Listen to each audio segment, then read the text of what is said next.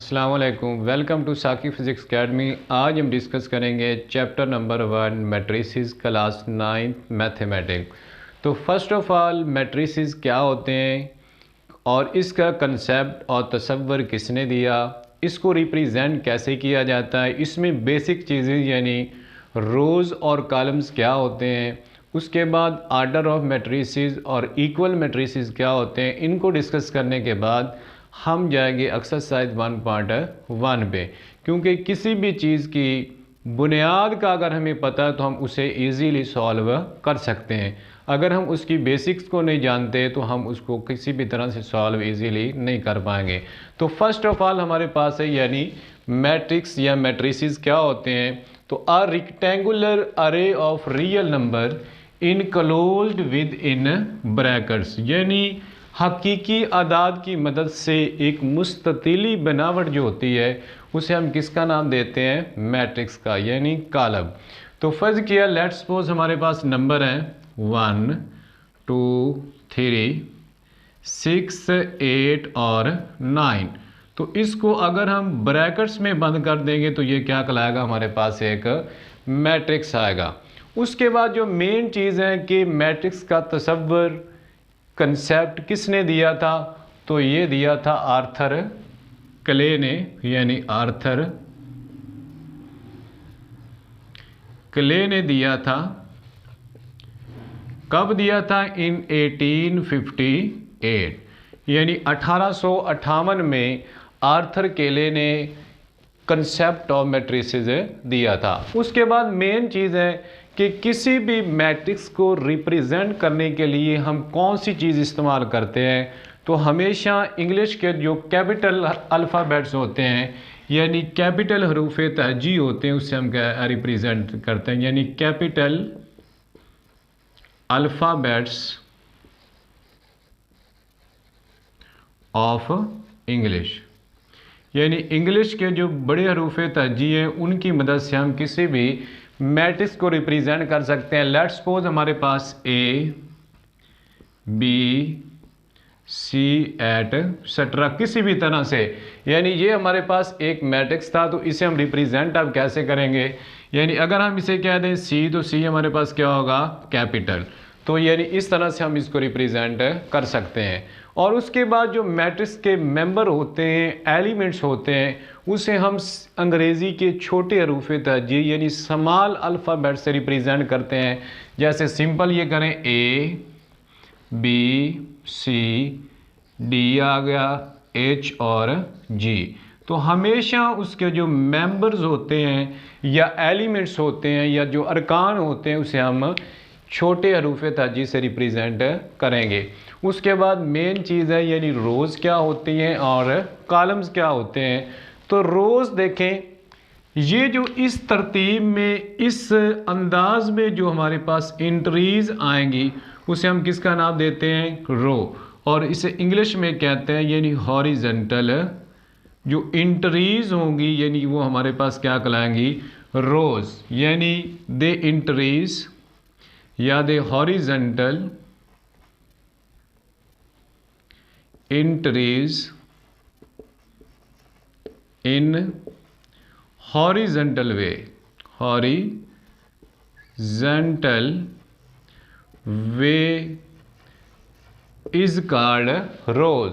यानी हॉरिजेंटली तरतीब में आने वाले जो मेंबर होंगे, एलिमेंट्स होंगे, वो क्या कहलाएंगे, रोज। उसके बाद आ गया हमारे पास यानी कॉलम क्या होते हैं। और अगर इसी चीज़ को हम वर्टिकली रिप्रेजेंट करेंगे तो वो क्या कहलाएगा, हमारे पास कॉलम होगा। तो they vertical entries, they entries in vertical way, vertical way is called column. यानी हॉरिजेंटली आएंगे तो वो रोज कहलाएंगी और अगर वर्टिकली हम बात करेंगे तो वो क्या कहलाएगा, कॉलम। तो इसी तरह हमारे पास है सेकंड लास्ट यानी ऑर्डर ऑफ मैट्रिसेस है, क्या होता है। तो ऑर्डर ऑफ मैट्रिसेस में हम डिस्कस करते हैं rows and column, the number of rows and column in matrix. यानी डेफिनेशन की अगर बात करें, they number of rows and columns in matrix, यानी किसी भी मैट्रिक्स में नंबर ऑफ रोज और जो कॉलम होंगे उसे हम किसका नाम देते हैं, ऑर्डर ऑफ मैट्रिसेस का। और इसको रिप्रेजेंट करते हैं हम, यानी रिप्रेजेंटेशन या denoted by m by n। अगर हम सिंपल इसकी एग्जांपल लें कोई एक, तो लेट्स सपोज हमारे पास एक मैट्रिक्स है, यानी A इज इक्वल टू 1 4 2 और 6। तो इसमें देखें जो नंबर ऑफ रोज हमारे पास हैं, यानी एक ये हो गई और दूसरी ये रो हो गई, तो मीनिंग जो हमारे पास m आ रहे हैं वो कितने हैं, 2। इसी तरह अगर हम बात करें नंबर ऑफ कॉलम्स की, तो एक कॉलम हमारे पास ये बन रहा है और एक कॉलम ये बन रहा है, तो इसमें n किसके इक्वल आ गया, वो भी 2 के। तो अगर हम ऑर्डर की बात करें या मर्तबा की बात करें, तो ऑर्डर ऑफ जो A आएगा वो इक्वल होगा 2/2, यानी इसका जो ऑर्डर हमारे पास निकला वो कितना है, 2/2। इसी तरह एक और एग्जांपल अगर हम डिस्कस करें, फ़र्ज़ किया लेट्स सपोज 2, ये हमारे पास एक मैट्रिक्स है F कर लें। तो इसमें अगर हम देखें तो A की इसमें रो है, यानी इस तरतीब में m किसके इक्वल है, 2 के। और इसी तरह बात करें हम वर्टिकल तरतीब में, तो वो भी कितनी है, m, यानी इसमें जो हमारे पास रो आई है वो 1 है। और इसी तरह अगर हम बात करें कॉलम की, तो कॉलम भी इसमें कितना है, 1 है। तो इसका जो ऑर्डर आएगा वो हमारे पास 1/1 आ जाएगा। तो उसके बाद हमारे पास है इक्वल मैट्रिसेस क्या होते हैं, यानी किसी भी चीज़ को हम तब इक्वल कहते हैं जब दो चीज़ों का कंपैरिजन किया जाता है। तो इसमें हम बात करेंगे हमारे पास लेट्स सपोज दो मैट्रिसेस हैं, यानी let A and B are equal matrices, यानी कब इक्वल होंगे, equal matrix. Number 1, order of A equal होना चाहिए ऑर्डर ऑफ B के, यानी ऑर्डर ऑफ B के इक्वल आएगा। नंबर 2 पे जो इसकी है क्रॉसपॉन्डिंग इंट्रीज, यानी क्रॉसपॉन्डिंग इंट्रीज, यानी जो इसकी मुतबादला या मुतनाजरा हमारे पास इंट्रीज होंगी वो भी क्या होंगी, इक्वल। लेट फर्ज किया हमारे पास एक मैट्रिक्स है, यानी A, उसमें हमारे पास 2 है, 3 है, 8 है और 7 है। इसी तरह हम बात कर लेते हैं कोई हमारे पास मैट्रिक्स B है, उसमें एंट्रीज 1 + 1 है, 2 + 1 है, 8 है और 6 + 1 है। अब वो कहते हैं बताएं कि क्या A और B आपस में इक्वल मैट्रिक्स हैं। तो फर्स्ट ऑफ ऑल तो हम इसका चेक करेंगे ऑर्डर।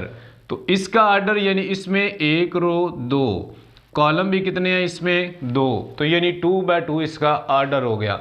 इसी तरह इसमें बात करें तो एक रो ये है, एक रो ये है, एक कॉलम ये है और एक कॉलम ये है, तो इसका भी ऑर्डर क्या आ गया, 2/2। मीनिंग कि ऑर्डर ऑफ ए इक्वल किसके आ गया, ऑर्डर ऑफ बी के। अब बात रहेगी इसकी एंट्रीज की क्रॉसपॉन्डिंग। तो इसमें अगर हम इसकी फर्स्ट एंट्रीज देखें तो इसमें क्या है 2। इसी तरह अगर हम 1 + 1 करें वो भी क्या हो जाएगी 2। तो मीनिंग फर्स्ट एंट्री इक्वल आ गई।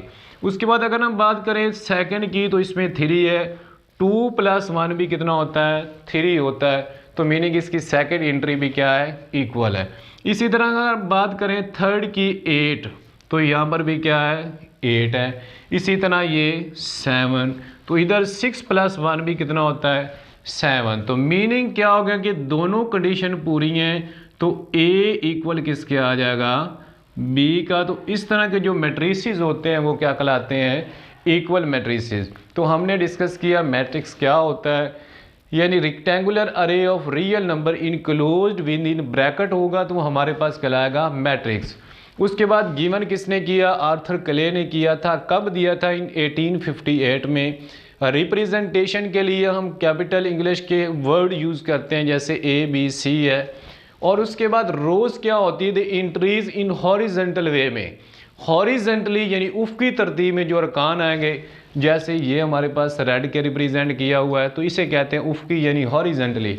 उसके बाद इंट्रीज इन वर्टिकल वे में जो आएंगी वो क्या कहलाएंगी, कॉलम, जैसे ये ब्लू में आ गया।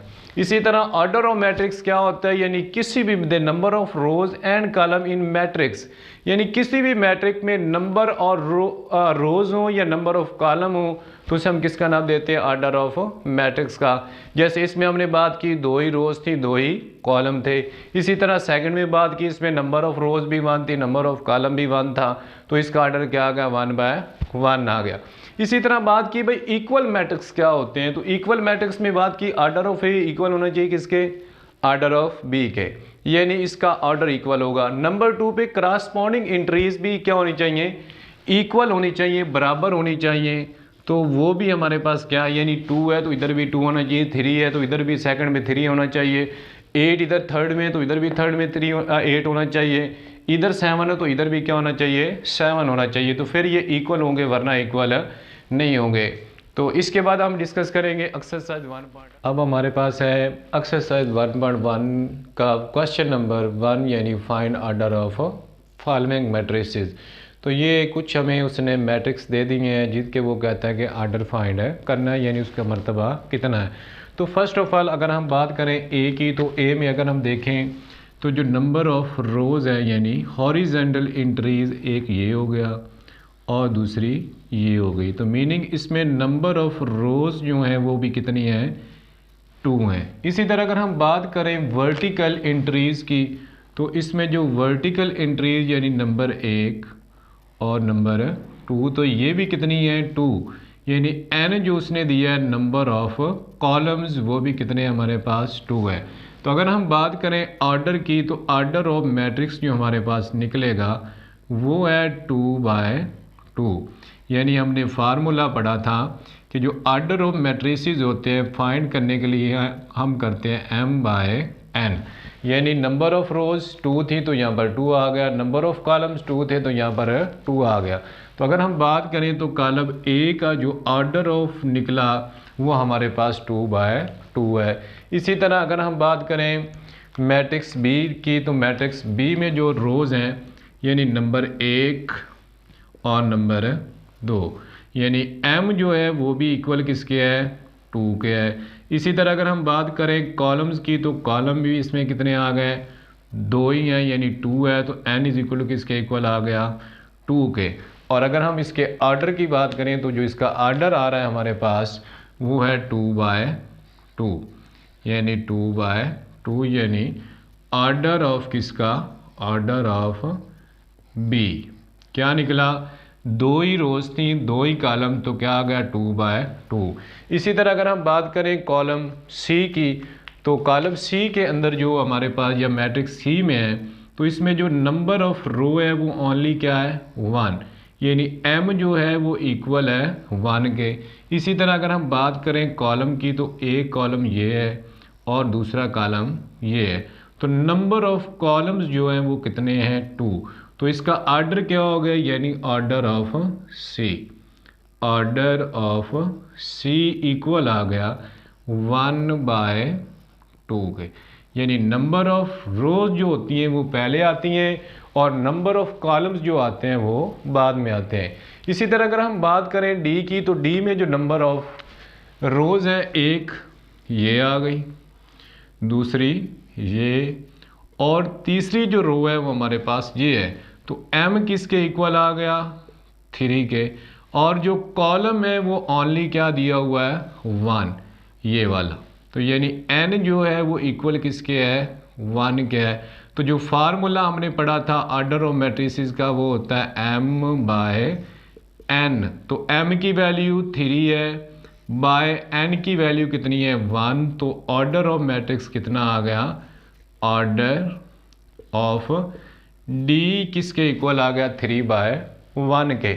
इसी तरह अगर हम बात करें f की, तो f में जो हमारे पास रोज़ हैं नंबर 1 ये, नंबर 2 ये और नंबर 3 ये। तो इसमें 3 ही रो है, यानी m इक्वल किसके आ गया 3 के। और अगर हम कॉलम की बात करें तो इसमें नंबर 1 कॉलम ये है और नंबर 2 कॉलम ये है। तो इसमें जो n है वो इक्वल किसके आ गया 2 के। तो ऑर्डर की अगर हम बात करें यानी ऑर्डर ऑफ f किसके इक्वल निकला, या ई एफ, ये ई है। तो f हमारे पास किसके इक्वल आ गया 3/2 के। इसी तरह अगर हम e की बात करें या f की बात करें, ये e कर लें यानी e, और ये हमारे पास क्या है f है। तो इसमें अगर हम बात करें नंबर ऑफ रोज़ की, यानी इसमें ओनली 1 रो है इस तरतीब में जो एंट्री आ रही है। तो m इज़ इक्वल टू किसके आ गया 1 के, और n यानी नंबर ऑफ कॉलम भी कितना है ओनली 1 है। तो n इज़ इक्वल टू 1 के आ गया, तो यहाँ पर 1 आ गया। तो जो हमारे पास ऑर्डर निकला, ऑर्डर वो इक्वल आ गया 1/1। तो ये इसका क्या है आंसर है। इसी तरह हमारे पास है जी, यानी जी में देखें तो जो नंबर ऑफ रोज़ हैं, यानी एक ये आ गई, दूसरी ये आ गई, और तीसरे नंबर पे जो हमारे पास ये है। तो m किसके इक्वल आ गया 3 के। इसी तरह अगर हम n की बात करें तो एक कॉलम ये आ गया, एक कॉलम ये आ गया, और एक कॉलम ये आ गया। तो इसमें n किसके इक्वल आ गया, ये भी 3 है। तो ऑर्डर की अगर हम बात करेंगे तो ये निकलेगा 3/3, यानी ऑर्डर ऑफ जी इसके इक्वल। इसी तरह अगर हम बात करें h की, तो h में भी चेक करें, यानी number of row 1, number of row 2, यानी m is equal to 2, number of column 1, number of column 2, number of column 3। तो इसमें जो n है वो इक्वल किसके आ गया 3 के। तो इसका ऑर्डर की अगर हम बात करें, यानी ऑर्डर ऑफ h, तो वो इक्वल है 2/3 के। तो ये हमारा इसका क्या है आंसर है। नंबर 2 जो क्वेश्चन है एक्सरसाइज 1.1 का, वो कहते हैं फाइंड इक्वल मैट्रिसेस। तो ये कुछ मैट्रिसेस उसने दे दी है, इसमें कह रहे बताएं कि कौन कौन से मैट्रिक्स आपस में इक्वल है और कौन से मैट्रिसेस आपस में इक्वल नहीं है। तो यहाँ पर देखें a इज इक्वल टू 3 है। तो यहाँ पर हमने चेक करना है कोई ऐसा मैट्रिक्स है इनमें जिनका आंसर 3 बन रहा हो। तो यहाँ पर देखें जो हमारे पास a है, इसका आंसर क्या है 3। अगर हम 5 में से 2 निकाल देंगे तो क्या बन जाएगा 3। तो मीनिंग के a जो है वो इक्वल किसके है c के है। इसी तरह b is equal to 3 and 5 है। तो हम देखते हैं कि कहीं और कोई है जिसमें 3 और 5 बन रहा है। तो ये जो i वाला मैट्रिक्स है, यानी 3 + 2 कितना होता है 5। तो मीनिंग के जो आपके पास b है वो इक्वल किसके है i के। तो आप लिख देंगे b इज इक्वल टू किसके आ रहा है i के। इसी तरह अगर हम बात करें b हो गया c की, यानी 5, ये a इक्वल किसके आ गया c के। इस तरह e की बात करें तो 4 है, 0 है, 6 है, 2 है। तो यहाँ पर 4 है, 0 है, 6 है, 2 है। 2 + 2 4 होता है, 2 में से 2 गया 0 होता है। 2 + 4 और 2 + 0 इक्वल है, यानी E बराबर H बराबर किसके है J के, यानी E is equal to H is equal to J। तो ये हमारे पास क्या है इक्वल मैट्रिसेस, यानी A इक्वल C के है, B इक्वल I के है, और जो E है वो इक्वल है H और J के। इसके अलावा अगर हम देखें तो F जो है F इज इक्वल टू 2 और 6 है। ये 3 में से 1 गया, 2 और 3 में से 3 ऐड किया, तो यानी F बराबर किसके आ रहा है G के। तो ये आपस में मैट्रिसेस क्या है इक्वल हैं। तो ये हमारे पास एक्सरसाइज 1.1 का फर्स्ट पार्ट था, फर्स्ट और सेकंड पार्ट था। इसके बाद अब हम करेंगे थर्ड पार्ट, जिसमें A B C D की वैल्यू फाइंड करनी है। इसके बाद अब हमारे पास क्वेश्चन नंबर 3 है, जिसमें हमने A B C और D की वैल्यू फाइंड करनी है। तो देखें तब हम वैल्यू फाइंड करते हैं जब दोनों मैट्रिसेस इक्वल होते हैं। तो उसने एक मैट्रिक्स इधर दे दिया और एक इधर दे दिया है, तो हमने कहा था इसकी क्रॉसपोंडिंग एंट्रीज क्या होनी चाहिए, इक्वल। तो अगर क्रॉसपोंडिंग एंट्रीज इक्वल है यानी इसकी फर्स्ट एंट्री इक्वल होगी किसकी, इसकी फर्स्ट एंट्री की। तो यह हमारे पास आ गया a plus c is equal to 0। Equation number किसका नाम दे दिया हमने, 1 का। इसी तरह इसकी सेकंड एंट्री जो होगी यानी a प्लस 2b इक्वल किसके होगी, -7 के। तो इसको इक्वेशन नंबर कौन सा दे दिया, 2 का नाम। इसी तरह इसकी जो थर्ड एंट्री है यानी नंबर 3, इसके इक्वल किसके होगा, नंबर 3 एंट्री की। तो यहाँ पर आ गया c-1 is equal to 3। Equation number हमारे पास 3 बन गई। इसी तरह 4d -6 इक्वल किसके आ गया, 2d। ये कौन सी एंट्री के बराबर आ गई, 4। तो अब हमारे पास 4 इक्वेशंस बन गई, 4 इक्वेशन बन गई। a plus c is equal to 0 यानी a plus c is equal to 0, a plus 2b is equal to -7, c-1 is equal to 3 और 4d -6 is equal to 2d है। तो अब हमने देखना है कि ऐसी कौन सी इक्वेशन है जिसके अंदर सिंगल वेरिएबल हो। इसमें भी डबल है, इसमें भी डबल है, इसमें भी सिंगल है और इसमें भी सिंगल है। अगर हम इक्वेशन नंबर 3 को सॉल्व करते हैं तो हमारे पास 2 इक्वेशनें बाकी भी सॉल्व होती हैं। तो इसलिए हम पहले फर्स्ट इक्वेशन यानी फर्स्ट नंबर पे इक्वेशन नंबर 3 को सॉल्व करेंगे। तो सिंपल यानी सॉल्व इक्वेशन 3 यानी सॉल्व इक्वेशन 3 यानी इक्वेशन 3 को हमने सॉल्व किया तो c-1 इज इक्वल टू 3 क्या आ गया। तो यहाँ पर हमें चाहिए कीमत c की। तो ये जो 1 है इसको हम इधर लेकर आएंगे तो c इज इक्वल टू बन गया 3 प्लस 1। तो c इज इक्वल टू किसके इक्वल आ गया, 4 के। तो ये हमारे पास किसकी वैल्यू आ गई, c की। इसी तरह अगर हम c की वैल्यू इक्वेशन नंबर 1 में पुट करें तो हमारे पास वैल्यू किसकी आ जाएगी, a की। तो मैंने सिंपल लिखा पुट्स वैल्यू या put value of c in equation 1। यानी इक्वेशन 1 में जब मैंने वैल्यू लगाई तो ये बना a की जगह a आ गया प्लस c की जगह 4 इज इक्वल टू किसके आ गया, 0 के। तो हमें a की वैल्यू चाहिए तो ये 4 इधर चला जाएगा तो a इज इक्वल टू 0 -4। तो a इक्वल किसके आ गया, -4 के। तो ये हमारे पास c की वैल्यू भी आ गई और a की वैल्यू भी आ गई। तो ये 2 इक्वेशनें हो गई हमारे पास फारिग।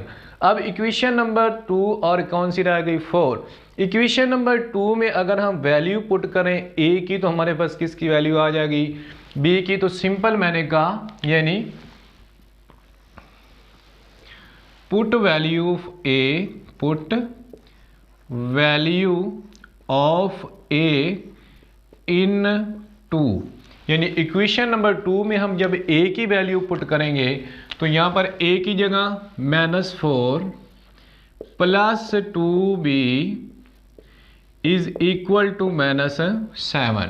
अब हमें b की वैल्यू तो ये आ गया 2b इज इक्वल टू -7। 4 इधर आके बन जाएगा प्लस का यानी -7 प्लस 4। तो ये आ गया 2b इज इक्वल टू -3 के। तो ये हमें सिर्फ यहाँ पर चाहिए वैल्यू b की। तो ये जो 2 है ये इधर जाके डिवाइड होगा तो b इज इक्वल टू आ गया -3/2। जब हम 3 को डिवाइड करते हैं यानी 2 पे 2 1 जार 2 तो यहाँ पे 1 बच गया, 0 लगी यहाँ पर 2 5 जार 10। तो ये इक्वल आ जाएगा -1.5 के। अब यहाँ तक 3 चीज़ों की 3 नंबर की वैल्यू आ गई। अब हमारे पास बच गई इक्वेशन नंबर 4। तो इक्वेशन नंबर 4 को सॉल्व करने से यानी सॉल्व इक्वेशन 4। तो equation 4d -6 is equal to 2d। अब देखें यहाँ पर दोनों किसकी वैल्यू है, d की। ये भी d है और ये भी d है। इनको हम एक साइड पे कर लेते हैं और जो कांस्टेंट टर्म है उसको एक साइड पे कर लेते हैं। तो ये मैं 2d को इधर ले आया तो 4d -2d is equal to किसके आ गया 6 के, क्योंकि यहाँ पर 6 माइनस का था, जब दूसरी साइड पे आएगा तो किसका हो जाएगा प्लस का। तो 4 में से 2 गया, बाकी बच गया 2, d इज इक्वल टू 6। तो d is equal to 6 over 2, 2 1 ज़ा 2, 2 3 ज़ार 6। तो d किसके इक्वल आ गया हमारे पास 3 के। तो ये हमारे पास चारों वैल्यूज़ यानी ए की भी निकल आई, बी की, सी की और डी की। First of all equation number 3 solve की, वहाँ से सी की कीमत ली। सी की कीमत को इक्वेशन नंबर मैंने 1 में पुट किया तो वहाँ से हमें ए की वैल्यू निकली। ए की वैल्यू को इक्वेशन नंबर 2 में पुट किया तो हमारे पास बी की वैल्यू आ गई। फिर एंड पे दोनों के अंदर जो वेरिएबल थे वो सेम थे, इसमें भी डी था, इसमें भी डी था। मैंने इसको सॉल्व किया तो डी वाली टर्म एक साइड पे कर ली और कांस्टेंट एक साइड पे चला गया। 4 में से 2 गया, बाकी 2 बच गया, इज इक्वल टू 6। ये 2 इधर आके डिवाइड होगा, 2 1 ज़ा 2, 2 3 ज़ा 6 होता है। तो डी इज इक्वल टू किसके आ गया 3 के। तो ये आज हमारे पास एक्सरसाइज 1.1 थी। अगर आपको समझ